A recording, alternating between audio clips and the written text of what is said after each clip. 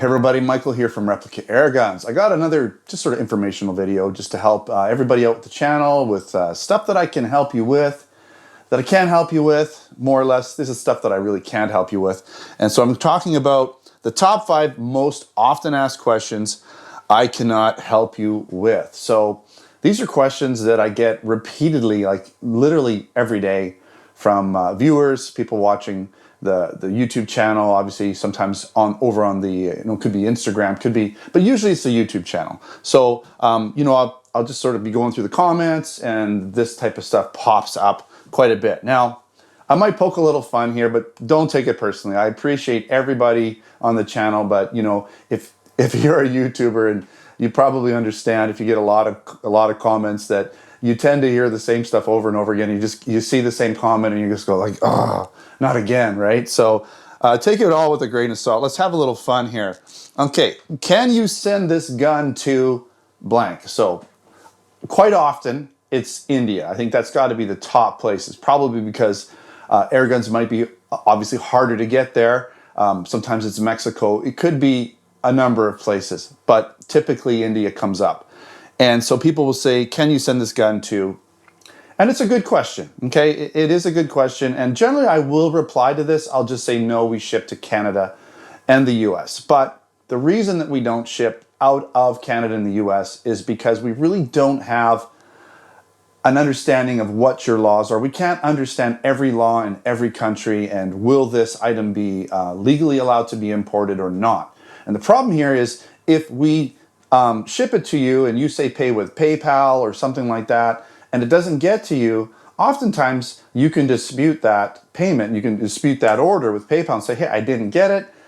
You've paid for it, right? We've got the money, right?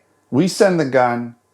All of a sudden, say the customs takes it and impounds it or whatever. They don't send it back. They just take it, destroy it. You're like, hey, I didn't get it. So you dispute that with PayPal, and PayPal says, hey, the customer didn't get it. And we obviously would probably say, well, we sent it. But at the end of the day, PayPal has the option of saying, well, we're going to give the money back to the customer because they didn't get the item, okay? And so we're out the product and we're out the money. So that's not good for us. It's not good for anybody, okay? Because we don't want to do that kind of business. Now, it does work the other way sometimes with PayPal.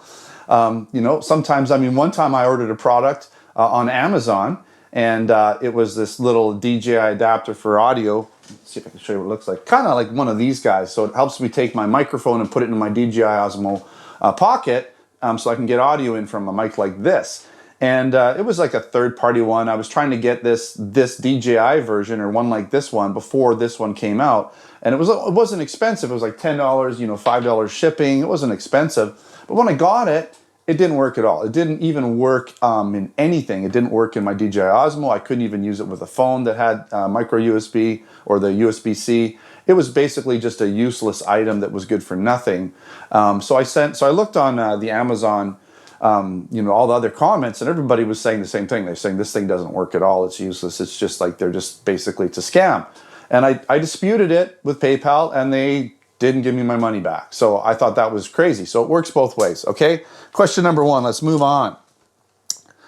How much is this item where I live? So people say, hey, and again, I'm going to use India because I get that a lot. It's India. A lot of people in India, I think, can't get these guns, and they really want them. And so they're like, where do I get it? Or how much is it? How much is this item? Or where can I get it in India sometimes? And that's kind of like me asking you, if you live in India, where to get a great hamburger here in Langley, BC, or in Canada. Like, where's the best hamburger joint, right? You don't live here, right? So you're not going to know where to buy literally anything unless you've lived here for a while or visited for some time. You're not going to have any idea where to get the best gas prices, where to get the best hamburger, where to buy air guns in Canada. You don't know unless you buy them from Replica Airguns in Canada. So I can't tell you how much the gun's going to cost you. I can't tell you where to buy it in your country. I just don't know because I've never been there, and I don't research it because there's no interest for me to do that, okay? Sorry for those people, but I just can't help you with those questions, with that one specifically. How do I fix this problem? So whatever the problem is with my air gun, usually it's an air gun, obviously, because it's an air gun channel. And so people will just say, my gun is, I do this and this happens when I do such and such, or they pull the trigger, nothing happens, or the safety doesn't work, or the CO2 leaks out immediately. That's a common one, CO2 leaking out real quick. And sometimes I'll pipe in if I really think I know what the answer is, if it's a very common issue. But most often, I just can't help you. It's like me calling up my mechanic and saying, hey, I got this funny bonk bonk sound in my engine. It's going bonk bonk. What's the problem? How do I fix it here in my garage at home? He's going to say, hey, listen, buddy, I have no idea. You know, it could be a number of things. You're going to have to bring it in so I can physically see your car, test your car, you know, maybe take some things apart, examine it, and then I can determine what the problem is and fix it. I'm not going to be able to fix it over the phone in your garage with your limited tools. I don't know what tools you have or mechanical experience you have or any of that. And I'm not an airgun repairman either. So on top of it all, I'm not even a mechanic or an airgun mechanic. So it's like asking a non-mechanic how to fix your car in your garage. It's just not going to happen. Okay. So boom, on to number 4. Which airgun should I buy? I've even dedicated an entire video to this. Which airgun should I buy? Okay. So I'll put a link in here. There's a whole like I ramble on about this for quite some time, and which airgun should I buy? Bottom line is, I have no idea. The reason I make these videos for you guys, where I do field test shooting videos and tabletop videos, is so you can watch a video specifically on the guns you're interested in. Maybe if you're interested in 2 or 3 guns, you can watch those 2 or 3 videos and get a sense of which, you know, how they look, how they're built, how they shoot, perform. You know, if you're interested in power, is it enough power? Are you interested in blowback? Is the blowback operation got a nice kick to it? Is it accurate if that's important to you? What's the cost? I usually have links to buy them in the store that'll give you an idea of the price. So I don't know what the factors are that you're interested in an airgun. Everybody has different things that they're interested in, okay? So I can't tell you which gun to buy because I don't know what's top on your priority list. And even if you were to tell me, there's probably going to be like dozens of guns that qualify for that, you know, those things that are on your list. So you're just going to have to kind of look through some of these videos. That's why I make them. It might take you some time, but look through them, do your research, and figure out which gun you want. Now, if you say to me, I want to buy this gun or this gun, which one is more powerful or which one is, you know, more accurate or whatever, I may be able to help you if I can remember how well it performed. I'm not going to go back and watch every video that I make and go and fast forward and just find out where the chronograph test was and all that. You know, if I know off the top of my head, I'll try and answer it for you. Okay, so question number 5. Can this airgun kill A? So, you know, I've talked about, are airguns dangerous, or can they, you know, can they be used for self-defense, things like that. I think I've talked about pest control in some of the videos, but that's a very common thing. People want to know if these replica, for the most part, airguns, a lot of times they're talking about just the, you know, the blowback pistols and different things. Usually it's BB guns. Can their, you know, little BB shooter that shoots 400 feet per second, can it be used for pest control? And bottom line is, these guns are not made for pest control. They're made for plinking. They're made for just, you know, playing around, target shooting, practicing your aim, you know, inexpensive way to shoot in your garage or your backyard or something like that. Can they be used for pest control? I highly do not recommend it.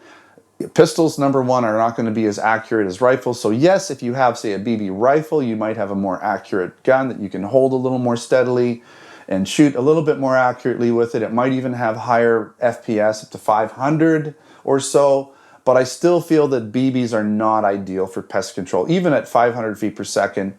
Maybe a little tiny, you know, mouse or something, but even then, it's a very small target, so accuracy is super important. You don't want to shoot something and have it suffer. That's just never good. I mean, it doesn't matter if it's the worst pest in the world, it's, you know, going through your garbage, making messes. You don't want anything to suffer. It's just not humane, okay?